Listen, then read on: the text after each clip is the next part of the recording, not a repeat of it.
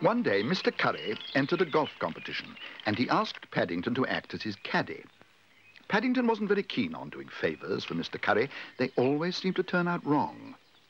All the same, he felt most important as he made his way onto the golf course. Especially when Arnold Parker, the world-famous champion who was acting as judge, waved to him. "Good afternoon, Mr. Parker," he called.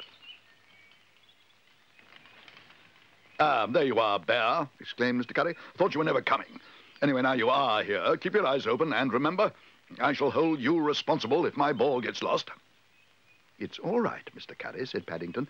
"I've marked it with a special marmalade chunk." "Marmalade chunk?" snorted Mr. Curry. "Are you sure it won't come off?" "Quite sure, Mr. Curry," said Paddington. "Mrs. Bird always says my chunks stick to anything." Well, I hope you're right, Bear. This is a very important event. It's to see who can hit the ball the furthest.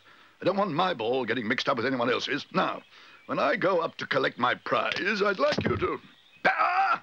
That's my best club you've broken. "Perhaps you could tie the two ends together, Mr. Curry," said Paddington hopefully.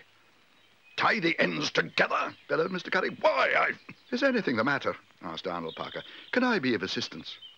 "Hello, Mr. Parker," exclaimed Paddington. "I'm afraid I've been having trouble with Mr. Curry's clubs." "You're welcome to borrow mine," said Arnold Parker. Parker?" said Mr. Curry. "Not the Arnold Parker?" "I was only joking, of course, Bear. Remind me to give you 5 pence when we get home. Now, have you got my tea?" "Your tea, Mr. Curry?" exclaimed Paddington. "You can have one of my marmalade sandwiches if you like. It was fresh this morning. I made it specially." I mean the sort of tea you put your ball on. I want to address it." Paddington began to look more and more confused. He'd never heard of anyone hitting a ball off a marmalade sandwich before, let alone writing his address on it. "I think," whispered Arnold Parker, "your friend means he's ready to go." Paddington was about to take cover when there was a loud cry from Mr. Curry. "Ooh!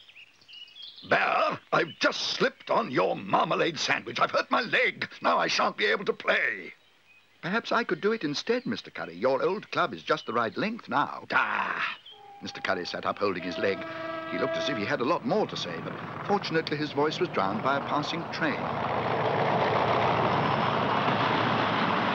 "4!" shouted Arnold Parker above the noise. "5!" cried Paddington excitedly.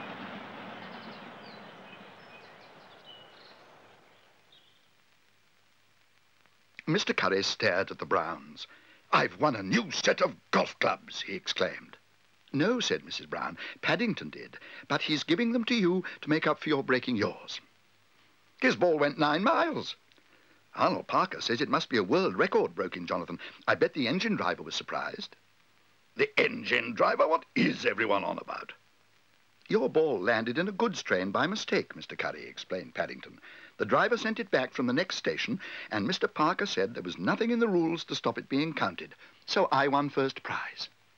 "Unlike some people," broke in Mrs. Bird, "bears always fall on their feet." "That's what Mr. Parker said," exclaimed Paddington.